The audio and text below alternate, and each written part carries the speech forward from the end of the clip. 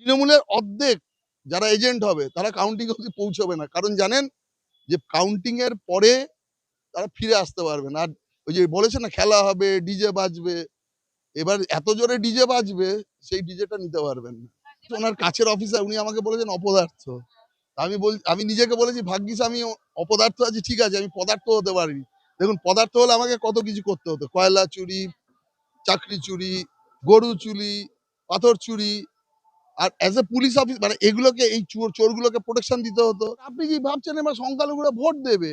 এতদিন ধরে দুধেল গাই ইয়েতে তহা সিদ্দিকী কি বলেছেন? তহা সিদ্দিকী পরিষ্কার করে দিয়েছেন যে তৃণমূলকে বাদ দিয়ে যেখানে যে ভালো ক্যান্ডিডেট আছে তাকে ভোট দাও, তৃণমূল আর নয়। এই ন্যারেটিভ যখন একটা অত বড় বলতে পারেন পীরজাদার কাছ থেকে আসে, তাদের কি বলতে। আর ২ নম্বর কথা, আমরা সংখ্যালঘুদের জন্য যা যা প্রকল্প করেছিলাম উনি তো সেগুলো করতে দেয়নি।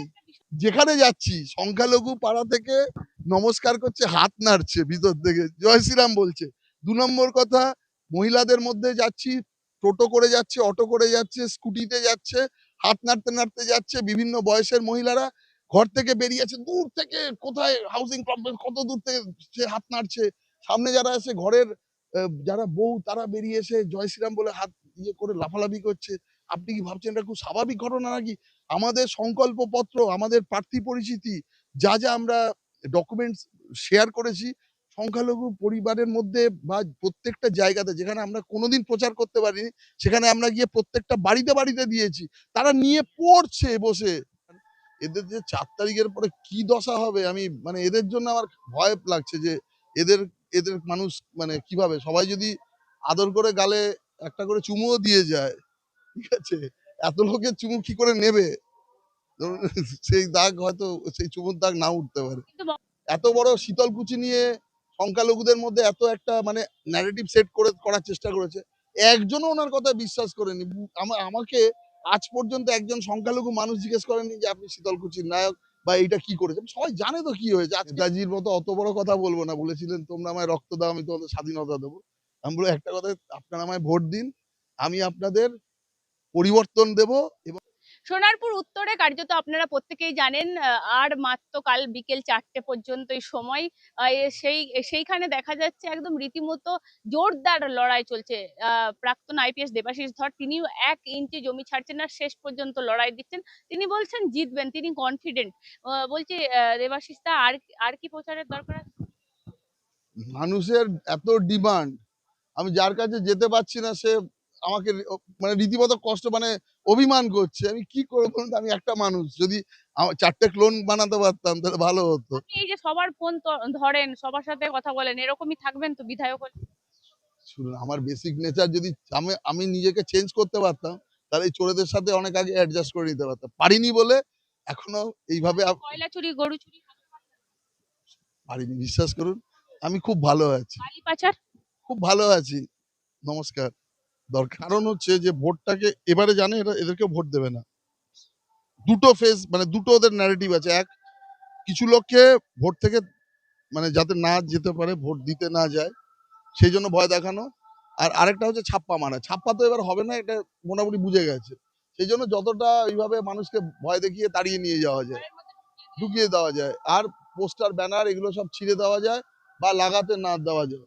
তো এতে কি হবে, লোকে ভাববে যে বিজেপির সেরকম সমর্থন। কিন্তু এবারে বুঝতে পারছেন না যে যে মানুষ একজন একজনকে উদ্বুদ্ধ করেছেন, হুইসপারিং ক্যাম্পেইন করেছেন, এসব চুনোপুটি ওই ২-৪টে ফুটো মস্তান পাড়ার, এদের যে ৪ তারিখের পরে কি দশা হবে, আমি মানে এদের জন্য আমার ভয় লাগছে যে এদের এদের মানুষ মানে কিভাবে, সবাই যদি আদর করে গালে একটা করে চুমুও দিয়ে যায়, ঠিক আছে, এত লোকের চুমু কি করে নেবে? ধরুন সেই দাগ হয়তো সেই চুমুর দাগ নাও উঠতে পারে। কিন্তু মমতা বন্দ্যোপাধ্যায় বলছেন আপনি শীতলকুচির অফিসার, আপনার সম্বন্ধে আর কিছু নেই মমতা বন্দ্যোপাধ্যায়ের কাছে নাকি? আমি ভাগ্যিস ওনার কাছের অফিসার, উনি আমাকে বলেছেন অপদার্থ। আমি নিজেকে বলেছি ভাগ্যিস আমি অপদার্থ আছি, ঠিক আছে, আমি পদার্থ হতে পারিনি। দেখুন পদার্থ হলে আমাকে কত কিছু করতে হতো, কয়লা চুরি, চাকরি চুরি, গরু চুরি, পাথর চুরি। আর অ্যাজ এ পুলিশ অফিস মানে এগুলোকে এই চোরগুলোকে প্রোটেকশন দিতে হতো। কোনোদিন তাহলে আমাকে ইডি সিবিআই ডাকতো। বা আরেকটা কাজ, হ্যাঁ, বা আরেকটা হতে পারতো, সেটা হচ্ছে যে ফাইল চুরি করতে হতো। যখন উনি ফাইল চুরি করতে গেছে, এখন দেখতেন সুপ্রিম কোর্টে হিয়ারিং এ আমাকেও হাত জোর করে বা আমার হয়ে কাউকে হায়ার করতে হতো। এত কিছু হয়েছে জীবনে, আমার প্রাপ্য টাকাও দেয়নি, পেনশনও দেয়নি। আজ পর্যন্ত বিশ্বাস করুন, আমি গোটা পশ্চিমবঙ্গ কেন ভারতবর্ষ চষে বেড়াই। এত বড় শীতলকুচি নিয়ে সংখ্যালঘুদের মধ্যে এত একটা মানে ন্যারেটিভ সেট করে করার চেষ্টা করেছে, একজনও ওনার কথা বিশ্বাস করেনি।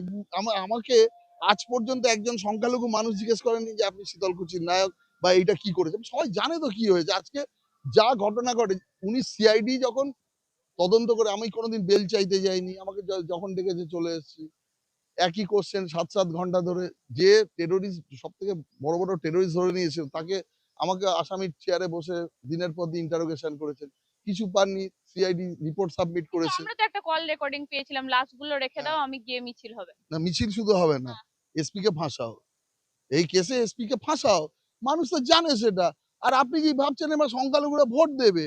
এতদিন ধরে দুধেল গাই ইয়েতে তহা সিদ্দিকী কি বলেছেন? তহা সিদ্দিকী তো পরিষ্কার করে দিয়েছেন যে তৃণমূলকে বাদ দিয়ে যেখানে যে ভালো ক্যান্ডিডেট আছে তাকে ভোট দাও, তৃণমূল আর নয়। এই ন্যারেটিভ যখন একটা অত বড় বলতে পারেন পীরজাদার কাছ থেকে আসে, তাদের কি বলতে। আর ২ নম্বর কথা, আমরা সংখ্যালঘুদের জন্য যা যা প্রকল্প করেছিলাম উনি তো সেগুলো করতে আর দেয়নি। একটা বিষয় হচ্ছে, মমতা বন্দ্যোপাধ্যায় কালকে মঞ্চ ছাড়লেন, রেগে গেলেন কার্যত ভবানীপুর থেকে, মঞ্চ ছেড়ে বললেন মিটিং করব না, এই সব জন্য। কাউন্টিংও যাবে না, যাবে না। এটা আপনি এক্সিট পোলে যেটা দেখাবে না, আমি দায়িত্ব নিয়ে বলছি, কাউন্টিং অব্দি যাবে না। তৃণমূলের অর্ধেক যারা এজেন্ট হবে তারা কাউন্টিং অব্দি পৌঁছবে না, কারণ জানেন যে কাউন্টিং এর পরে তারা ফিরে আসতে পারবে না। আর ওই যে বলেছে না খেলা হবে, ডিজে বাজবে, এবার এত জোরে ডিজে বাজবে, সেই ডিজেটা নিতে পারবেন না। দেবাশিস দা, কেন মুখ্যমন্ত্রী কি ভবানীপুরে নিজে বুঝতে পারছেন যে গদি চলতে চলেছে? দেখুন, দুটো সম্প্রদায় ওনাকে ভোট দিয়ে জেতাতো। এক, সংখ্যালঘু মানুষদের ভুল বুঝিয়ে একত্রে, এবার ছাপ্পা, মানে ওইখানেও ছাপ্পা হতো, সংখ্যালঘুদের ভোট দেওয়া দিতেও দিত না। কারণ এটা হতে পারে না যে ৩০% লোকই ভোট দেবে। আর ২ নম্বর হচ্ছে মহিলারা।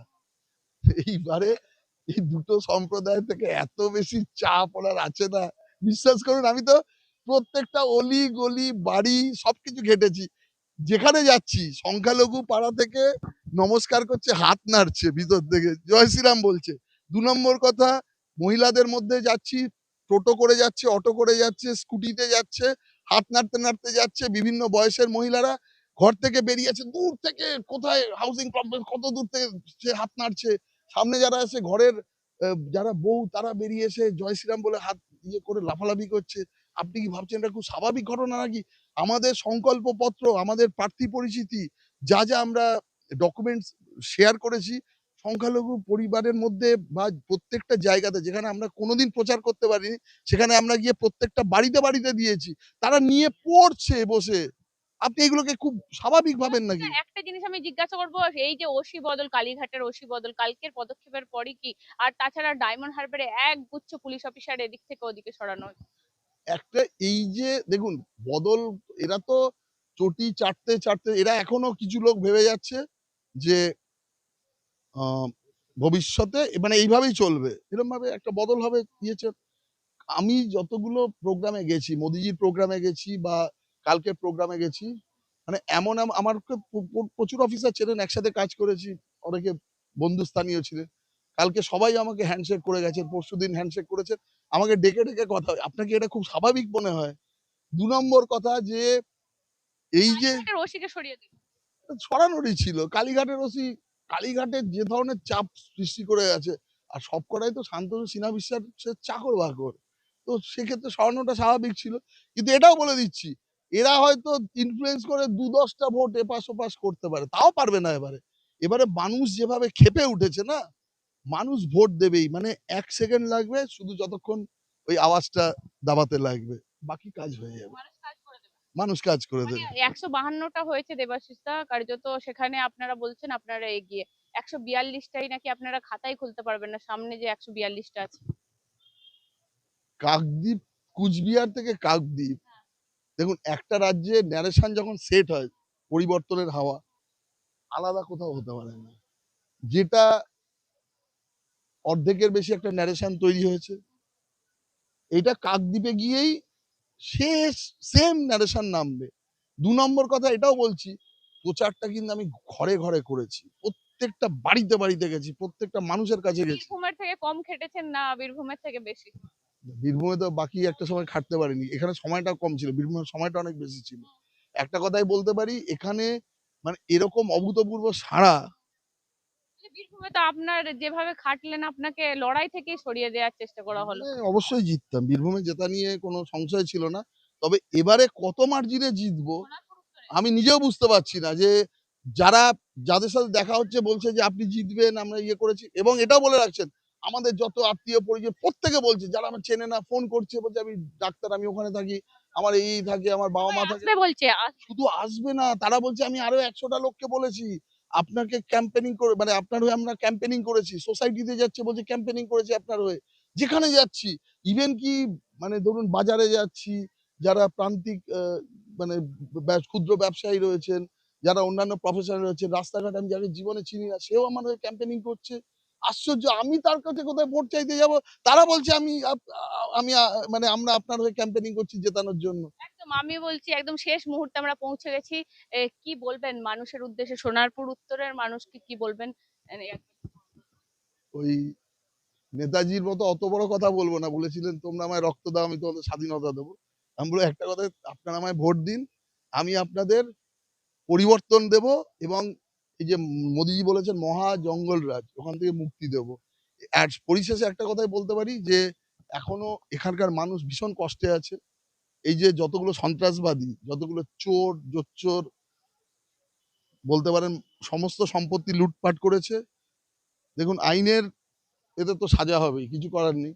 তবে আমি একটা জিনিস এনশিওর করব যে ল অ্যান্ড অর্ডার যেন ঠিক হয়, বেসিক ইনফ্রাস্ট্রাকচার ঠিক হয়। এখানকার অবশ্যই এখানে ভোট দিতে তো আসবেই। এই ভোট দিতে আসবে, তাদের নিজেদেরকে নিজেদের জনতা যেন যেতে সেই জন্য আসবে। প্রত্যেকটা মানুষ আমাকে এসে ভোট দেবেন ২ নম্বর বাটনে প্রেস করে। আর শেষে এটাই বলতে পারি যে আমি একটা জিনিস তাদের জন্য করব। এই যে যত ইল্লিগাল কাজ হয়েছে না, যত টাকা পয়সা এরা কামিয়েছে, ইডিকে দিয়ে সেই টাকাগুলো রিকভারি করিয়ে সমস্ত টাকা যাতে আবার মানে সোনারপুর উত্তরের উন্নয়নের জন্য কাজে লাগে, সেইটার ব্যবস্থা করবো। এটা আমার মানে একটা বলতে পারেন একটা সোনারপুর উত্তরের মানুষের প্রতি কমিটমেন্ট থাকলো।